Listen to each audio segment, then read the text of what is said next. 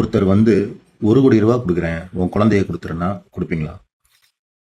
ஒருத்தர் வந்து 1000 கோடி ரூபா கொடுக்குறேன் உன் குழந்தைய கொடுத்துரு அப்படின்னா கொடுப்பீங்களா?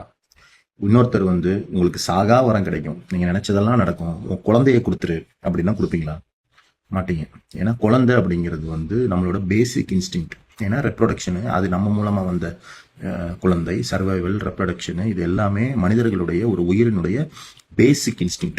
அதுவும் மனுஷனுக்கு பிற உயிர்கள் மாதிரி இல்லாம தன்னுடைய குழந்தை வளர்ந்த பின்னும் அதனிடத்துல அன்பு இருக்கும். அதனாலதான் மனிதர்கள் சொல்றாங்க புத்திர சோகம் தான் சோகத்திலேயே பெரிய சோகம் அப்படின்னு. இன்னைக்கு ஒரு வீடியோ பார்த்தேன், பழைய வீடியோ தான். இந்த கரூர் சம்பவத்துல தன்னுடைய குழந்தையை பறிகொடுத்த ஒரு அம்மா சொல்லுது, அவரெல்லாம் பக்கத்துல பார்க்க முடியுமா? அவரை பார்க்கறது எவ்வளவு ஒரு பெரிய கொடுப்பினை, அவர் எவ்வளவு பெரிய ஆள், அவரை நாங்க பக்கத்துல பார்த்தோம், ஆனா என்ன அதுக்காக எங்க குழந்தையோட உயிரை கொடுக்க வேண்டியதா போச்சு அப்படின்னு சொல்லுது.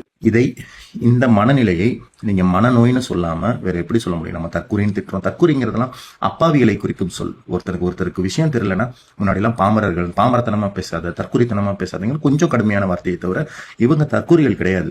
இது வந்து ஒரு மனநோய். ஒரு மனிதனை மனிதனாக அல்லாமல் கடவுளுக்கும் மேலாக, முன்னாடிலாம் நம்ம கேள்விப்பட்டிருப்போம்ல, குழந்தைய பலி கொடுத்தாங்க கடவுளுக்காக அப்படின்னு.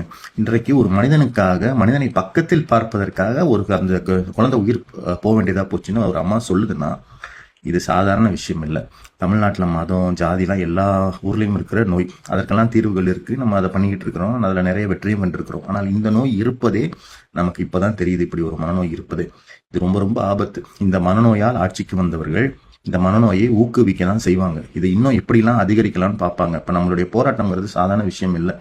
இந்த மனநோய் தான் தமிழ்நாட்டின் மிகப்பெரிய பிரச்சனையாக இனி இருக்க போகிறது. இதை தான் நம்ம இருக்க போகுது இல்லை, நமக்கு தெரியாம நமக்குள்ளேயே நம்ம சொசைட்டிக்குள்ள இருந்திருக்கு. இன்னைக்கு வெளியே வந்து அப்பட்டமா பல்லிழுத்து தமிழ்நாட்டின் மானத்தை உலக அரங்கில் இந்த மனநோய் வாங்கி கொண்டு இருக்கிறது. இதை சரி பண்றது தான் நம்மளுடைய இந்த ஜாதி ஒழிப்பு, மத ஒழிப்பு, சுயமரியாதை, மாநில உரிமையோட சேர்க்க வேண்டிய, முதலிடத்தில் ப்ரையாரிட்டைஸ் பண்ண வேண்டிய ஒரு விஷயமாக இந்த கல்ட் மனநோயும் நம்ம சேர்க்கணும்னு நான் உறுதியா நினைக்கிறேன். அதை நோக்கி தான் நம்ம எல்லாருமே வேலையும் பார்க்கணும். போலீஸ் வந்தாங்கல்ல, போலீஸ் சொல்லியிருக்கலாம்ல, நாங்கள் போயிருப்போம்ல அப்படின்னு தான் விஜய் நான் சொன்னார்.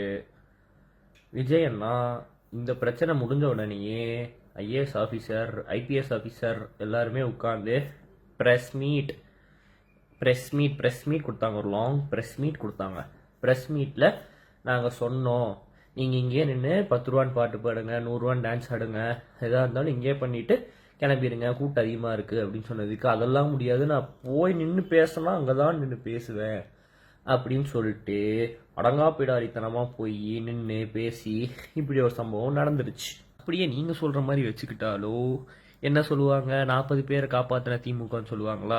நிச்சயமாக கிடையாது. திமுக வந்து விஜயை வந்து ரொம்ப கஷ்டப்படுத்துகிறாங்க, அவரை வந்து மக்களை சந்திக்க விட மாட்டேங்கிறாங்க, ஆச்சா போச்சான்னு அடுத்த எந்த ஊருக்கு போகிறாரோ அந்த ஊர்லேருந்து பேசியிருப்பாரு.